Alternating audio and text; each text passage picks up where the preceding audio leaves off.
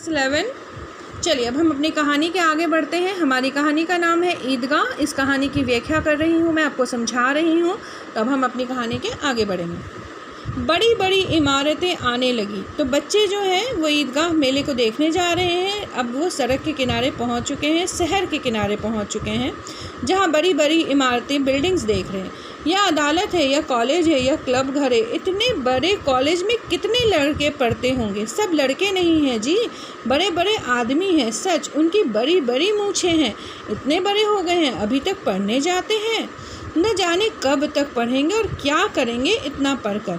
हामिद के मदरसे में तो 2-3 बड़े बड़े लड़के हैं, बिल्कुल 3 कौड़ी के हैं। तो अब ये बच्चे जो आपस में बात कर रहे हैं कि ये कॉलेज है, इतने बड़े हैं, यहाँ कितने बड़े बड़े लड़के पढ़ते हैं जिनकी मूछदारी आ गई है।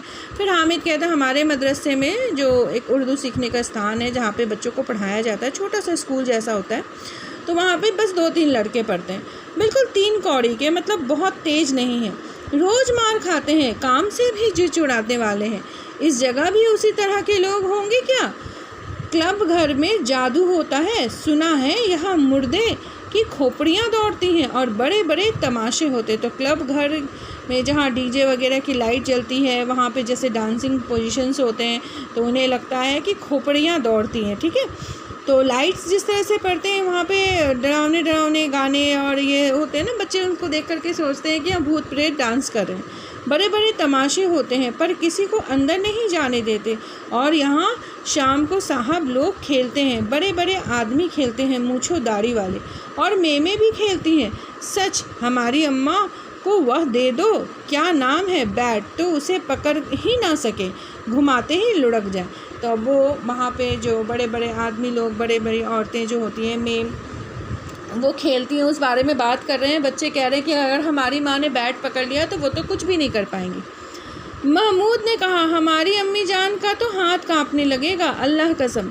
मोहसिन बोला चलो, मनो आटा पीस डालती हैं, ज़रा सा बैट पकड़ लेंगी तो हाथ कांपने लगेंगे। सैकड़ों घड़े पानी रोज़ निकालती हैं, 5 घड़े तो तेरी भैंस पी जाती है। किसी मेम को 1 घड़ा पानी भरना पड़े तो आंखों तले अंधेरा छा जाए। तो कुएं से पानी निकाल कर औरतें अपने गाय भैंसों को पिलाती हैं। इस बारे में बच्चे बात कर रहे हैं कि शहर की जो मेम होती है, अगर वो घड़े से कुएं से पानी निकाले 1 घड़ा तो वो बेहोश हो जाएंगी, परंतु हमारी माँ तो रोज़ निकालती हैं। लेकिन हमारी माँ बैट नहीं पकड़ सकती, और शहर की जो मेम होती है वो बैट भी पकड़ सकती है और खेल भी सकती है। महमूद, लेकिन दौड़ती तो नहीं, उछल कूद तो नहीं कर सकती। लेकिन हमारी माँ उछल कूद नहीं कर सकती हैं। मोहसिन, हाँ, उछल कूद नहीं सकती, लेकिन उस दिन मेरी गाय खुल गई थी और चौधरी के खेत में जा पड़ी तो अम्मा इतना तेज़ दौड़ी कि मैं उन्हें न पा सका। सच, यहाँ पे मोहसिन बताता है कि मेरी माँ ने तो एक बार दौड़ भी लगा ली थी गाय पकड़ने के लिए। आगे चल, हलवाइयों की दुकानें शुरू हुई। अब ये आगे बढ़ रहे हैं जहाँ हलवाई की दुकान शुरू हो गई, मतलब अब ईदगाह पहुँच ही चुके हैं ये। ठीक है, जहाँ पे मिठाइयों की दुकान शुरू हो गई। आज खूब सजी हुई थी, इतनी मिठाइयाँ कौन खाता है? देखो ना, एक एक दुकानों पर मनो होंगी। मन में वो इकाई नाप रहे हैं कि बहुत सारी मिठाइयाँ हैं दुकानों में, इतनी सारी मिठाइयाँ कौन खाता?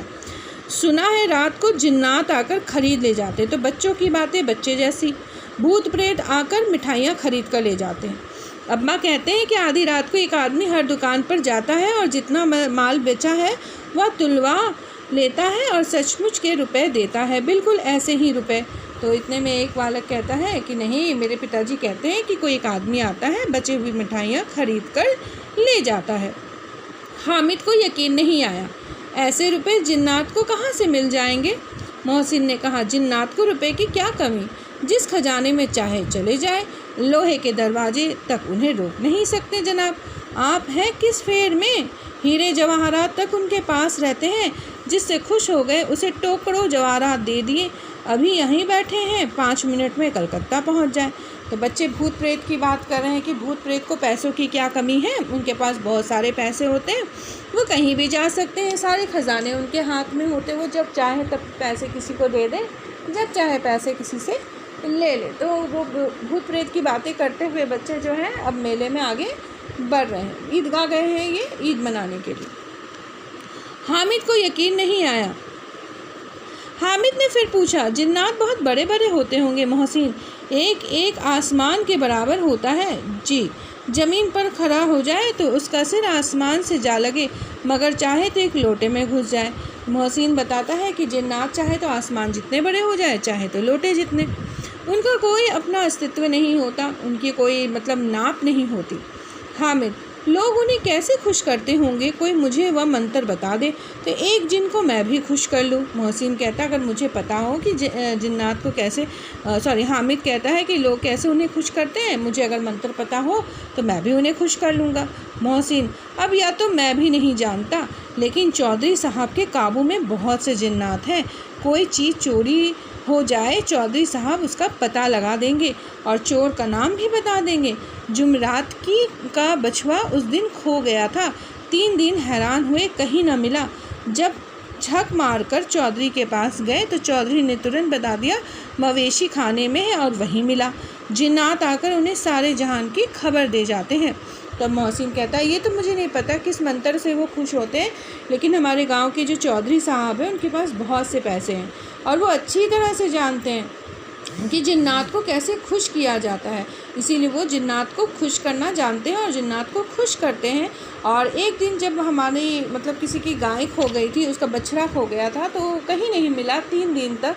3 दिन के बाद जब चौधरी साहब से पूछा तो उन्होंने बताया, जहाँ जानवर रखे जाते हैं मवेशी खाने में, वो बछड़ा है, तो वहीं पे मिला। इसीलिए कह रहे हैं बच्चे कि चौधरी साहब के पास बहुत से जिन्नात हैं। अब उसकी समझ में आ गया कि चौधरी के पास क्यों इतना धन है और क्यों उसका इतना सम्मान है। आगे चल, यह पुलिस लाइन है।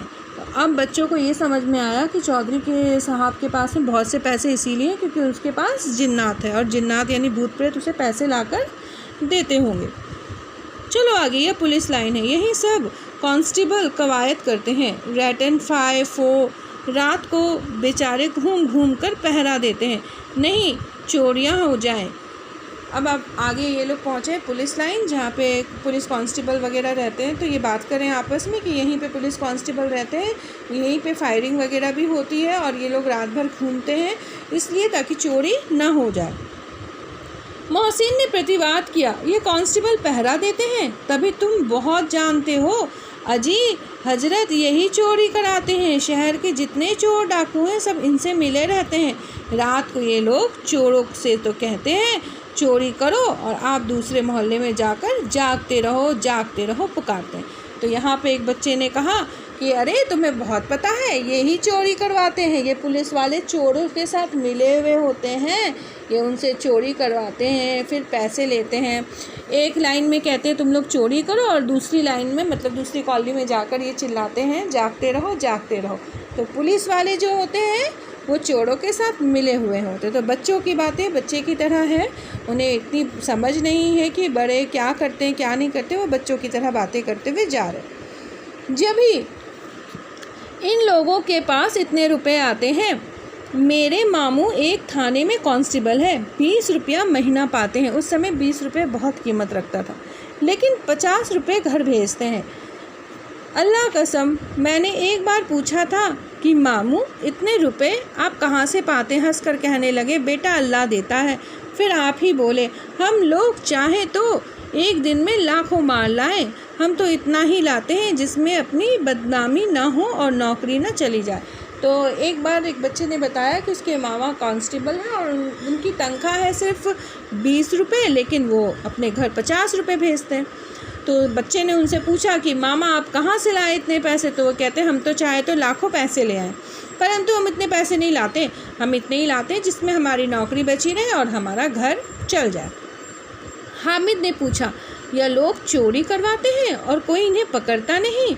मोहसिन उसकी नादानी पर दया दिखलाकर बोला, रे पागल, इन्हें कौन पकड़ेगा? पकड़ने वाले तो यही खुद है, लेकिन अल्लाह इन्हें सज़ा भी खूब देता है। हराम का माल हराम में चला जाता है। थोड़े ही दिन हुए मामू के घर में आग लग गई, सारी लेई पूंजी जल गई, एक बर्तन तक ना बचा। कई दिन तक पेड़ के नीचे सोए, अल्लाह कसम पेड़ के नीचे, फिर न जाने कहाँ से 100 कर्ज लाए तो बर्तन भारे आए। अब बच्चे की बात देखिए, ये भी कर्म पे विश्वास करते हैं। तो मोहसिन ने बताया कि ये तो खुद पुलिस वाले, इन्हें कौन पकड़ेगा, इन्हें तो कोई नहीं पकड़ेगा, ये तो खुद पुलिस वाले हैं। लेकिन अगर ये गलत काम करते हैं तो इनके पैसे नष्ट हो जाते हैं। जैसे मेरे पापा के पैसे, मामा के पैसे नष्ट हो गए, उनका घर जल गया और उसके बाद उन्होंने कहीं से 100 रुपये का जुगाड़ किया कर्ज में, और उसके बाद वो बर्तन और घर के सामान को ख़रीद कर लेकर आए। तो आज की कहानी हम यहीं तक पढ़ते हैं, बाकी कहानी अब हम अगले वीडियो में पढ़ेंगे। तब तक के लिए धन्यवाद।